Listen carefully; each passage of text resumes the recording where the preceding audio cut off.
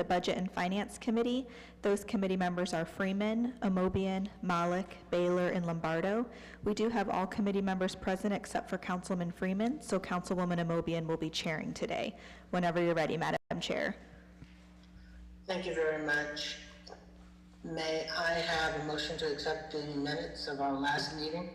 So moved. Second. It's been moved and seconded. All in favor? Aye. Okay, the minutes have been approved. We have nothing on the old agenda. I am correct, right, Madam Clerk? Correct. Okay, we have one item before us today.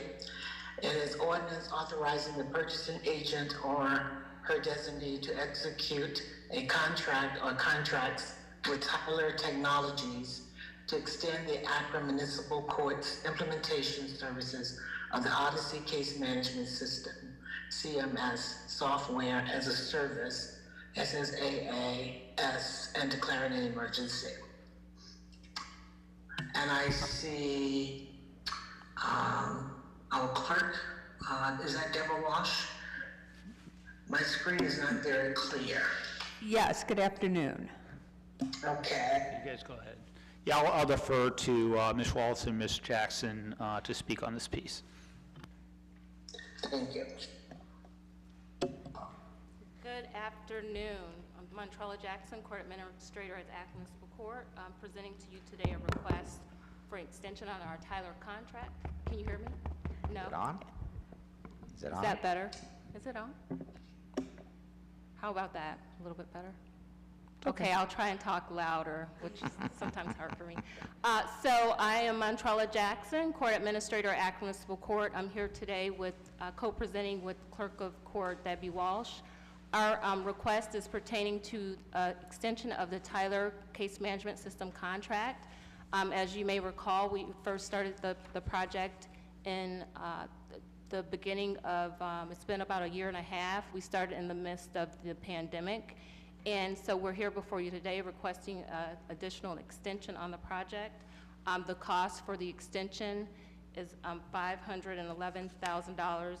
$511,500.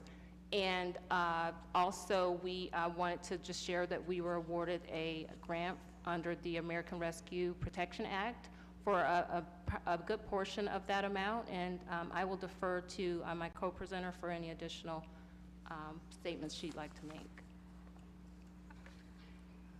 Yes, it's just, we are working aggressively to get this implemented and done on time. It's been, there have been delays just due with trying to implement it through the pandemic, and doing things via Zoom is not as we found not as effective as in person, and we've had a little bit more in person, and we have developed a very aggressive schedule of what we have to get done so that we can implement it by May of 2023.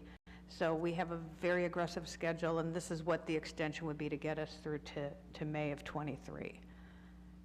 Setting a lot of benchmarks and areas that we have to make in order to continue on and keep moving.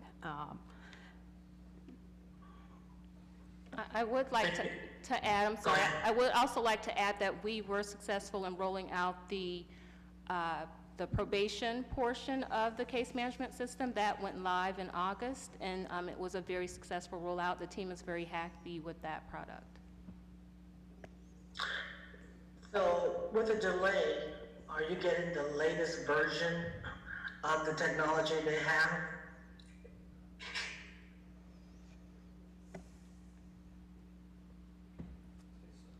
Yes, so conferring with our IT managers who are here for both the clerk and the judge's staff, that would include the latest version. Okay. What questions do the committee members have? Madam Chair, I can see that Councilman Malik and Councilman Lombardo both have their hands raised here in chambers. Okay. I think I saw Mr. Lombardo first and then Mr. Malik. Doesn't matter. Okay. So this was supposed to go live June of '22, which was whatever, a few months ago, and I'm sure it was budgeted accordingly. Now that it's going to move to May of '23, was the difference, I know you said between 511, you got a good portion, covered through ARPA. I don't know the definition of a good portion, but I would think that's more than 50%. And then is the other 50% budgeted, with 2022? So, yeah, it will be budgeted for in next year, and we're covering the cost of this system with the AMSIS funds from both the clerk's side and the judge's side. Okay, Yeah. very good, very good. And I know, just as a takeoff from Councilwoman Amobian, with these different implementations of these products, that, the company sometimes has a upgrade, they have to fix a bug of some kind. And so all those types of upgrades are covered. Yes, that's correct. Yeah, okay, thank you. Mr. Mallett? Thank you very much. Going off of Mr. Lombardo's point, what is the exact breakdown in the part that's covered by this ARPA grant versus AMSIS? The original request for the ARPA funds through the Supreme Court and the Ohio Department of Criminal Justice was for the full amount. We were awarded, each court actually that received award received $425,000, so that was our award amount. Our plan is to use some of that to reimburse for some of the expenses for the personnel costs that would free up more of the AMSIS, the computerization funding, to be able to pay for the remaining part of the project. Okay, so just to be clear, how much AMSIS is going to be used? So the grant was $425,000, so that portion would be available for the towards the $511,000. So whatever's remaining, 80 some, Okay. 100,000 or so, we would use from AMSIS. Okay. Now, the plan was to use some of that to reimburse for some of the personnel costs that were paid from the AMSIS fund, but again, that would mean we'd probably utilize a little bit more if we decide to do that. Okay. So we're waiting for the official award from the state. Okay, well, it's great to hear that we got such a significant award, even if it isn't the full amount. And I guess I was just trying to think back, we've had a couple of discussions about this. What is the total amount we've spent on this contract with Tyler thus far? That is a very good question. So the original contract was for $721,000, and then there was an additional annual cost of $276,000 for the user licenses. To date, under the original contract, we've paid approximately $500,000. $200,000 of that includes a grant from the Ohio Supreme Court, and then we also have paid one SAS fee or one user license fee, which is $276,000. So in the project at this point, we have about $800,000. Okay, wonderful. Well, I appreciate the detail on the numbers and just look forward to the implementation. I feel like this has been it's like Sam Cooke. It's been a long time coming, but Yeah. Tyler is going to come, so appreciate everyone. Are there any other hands up, Madam Chair, Clerk? Yes, Councilwoman Mosley has her hand raised. Please, Madam Councilwoman. Thank you, Madam Chair. So this question is either for Martrell or Debbie. I know you said that most of it is going to be paid for through the ARPA grant that you already received or will receive. So it's like $86,000 coming from AMSIS. I just get a little concerned that there's funding coming out of the AMSIS for this. So I'm glad you're asking that question, because the AMSIS fund is solely for the purpose of computerization of the court. So it only can be used for technology. Okay. We've also compared our AMSIS fees to other courts, and we're reviewing, those amounts as well. But I would defer to Debbie. She'd like to speak to that. And with the raise, we did just on November 1st increase the AMSIS fund $2 per transaction. That is going to go a long way. That puts us competitive with the other courts in Summit County. There is discussion in legislation that they could be raising the total amount overall. So there is a possibility. The larger courts are still a little bit ahead of us. The max we can go to right now is $10, and we're at $7. So we still have a little cushion in what's allowed, but there is talk of legislation that they're going to increase the computerization fund significantly. So it's not gone through yet, but there is legislation to that effect. It would be very welcome because the technology is here to stay, and we're going to continue to have these costs. So, but we were proactive in raising the rates so that we have more coming in to cover this.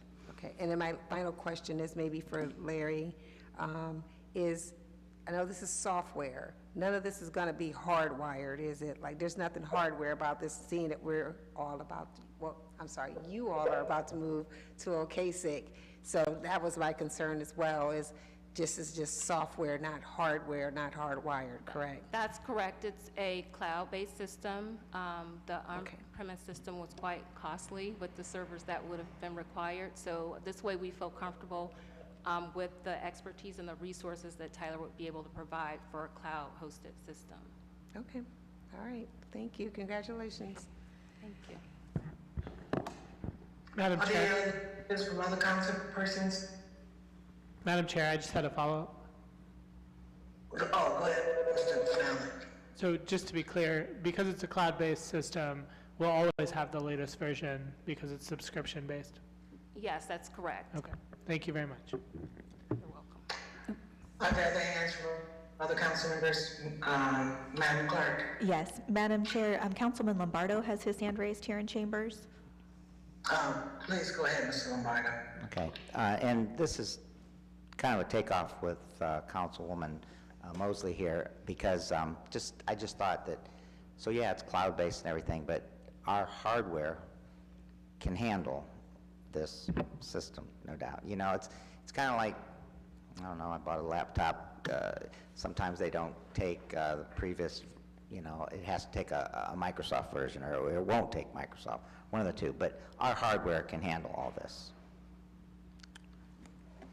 So, Yeah, I'll go, I mean, most cloud-based systems typically just rely on a common browser, so assuming it can do that, like, I know for Workday, for instance, there's no special hardware required for the end user. Okay. It's all subscription-based, it's all cloud-based, so Okay. you just need a browser that can get to the internet, and you Got can it. run that application. I would assume, I would assume that the Tyler system is similar. Okay.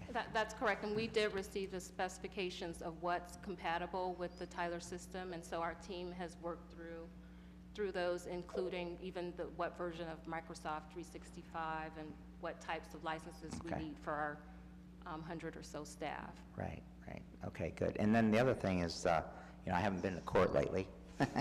So, you know, it just seems, were you saying that, you know, like when there's court fees, there's this fee, that way, is part of those fees like offsetting the IT portion of, so like we're getting our money back eventually? Is that what you were saying, Ms. Walsh? Yes, in terms of what happens when there are court costs, not the fees, but the costs. Okay, yeah. There is, at this point, $3 that goes to the judicial side of the AMSIS fund. There's $7 that goes to the clerk side of the AMSIS fund. That was the $2 increase. So we're at that. We would have the ability within the law right now to go up to 13. So there is still Okay. wiggle room, for lack of a better way to say. But we didn't want to raise it all at once. We didn't want to go crazy, but we want to be able to have income to, the money coming in to cover what we're using. So we do, every transaction, there are court costs, part of the court okay. costs. So in a way, I mean, we're fronting the money, but we're getting it back over time. And then I would assume, once that cost is covered, the court fees and all that kind of goes into another kitty for the next version. I mean, I believe these costs will pretty much be ongoing as we go. There will always be a maintenance cost, so, you know, I don't believe there's a plan to then reallocate dollars out of AMSIS after this project is complete. There will always be technology needs, and that's what that fund is there for. Okay, thank you. Okay. Are there any other questions? Yes, Councilman Malik has his hand raised. Go ahead. I just wanted to make a motion for suspension of the rules with a favorable report. Now, I was wanting their pleasure, but I guess go ahead. Is there a second? Second. It's been moved and seconded. All in favor? Aye. Opposed? The motion passes. Thank you very much, ladies, for presenting, and thank you, Mr. Thank you. Fricker. Thank you. And we are adjourned. I don't think we have anything else on the agenda. Is that correct, Madam Clerk? That is correct. That was the only item on the agenda. I do see that Councilman Neal has his hand raised. Oh, I didn't see it. I'm sorry, Ms. Neal, go ahead. Thank you, Madam Chair. Just wanted to check and make sure that at this evening's meeting that we'll have someone from the Finance Department and the Law Department, preferably Ms. Eve Belfant, so that we can have the discussion about the equitable disbursement of ARPA funds, as well as address the article that was in the paper that questioned how we spent ARPA funds. Just want to make sure we'll have someone there this evening. If I may? Go ahead. Thank you, Council Lady Amobian. Council President Somerville has asked for that ARPA update. That has been scheduled for next week, Mr. Neal. Thanks, Ms. Williams. I appreciate that, but we're spending dollars as we go. And when I look at what's taking place, no one can identify the equitable expenditure. No one's identified a metric. I know we got a piece of paper that had dots on it, and then what we received through a newspaper article that questioned how we were doing some of our spending. I think it's expedient that we have some of these questions answered now before we continue to approve legislation that's spending ARPA dollars, especially since this is a question that goes all the way back from when these dollars first came. We were asked to approve so that the administration could get started allocating dollars, and we were told that we would be a part of the process as we went on, but that has not been the case. And now, we get this article that's in the paper, and then, I've asked constantly, since my ward has been identified as one of the wards as a hotbed for, violence, where are the ARPA dollars that are being spent to address, youth violence or violence in my ward from a ward perspective? That hasn't been answered. I think it's critical, especially since, I don't want to wait. We go on recess in about 2 weeks, no more than 3 weeks. I'd like for us to be able to have a healthy discussion about this, not just a quick presentation, and then we go into recess. Okay. Thank you, Mr. Neal. I think you've been heard. If there are no further remarks or anything else coming before the committee, I would like for us to adjourn. Okay, that is the final committee meeting of the day. Council will meet at 7 p.m. tonight. Thank you.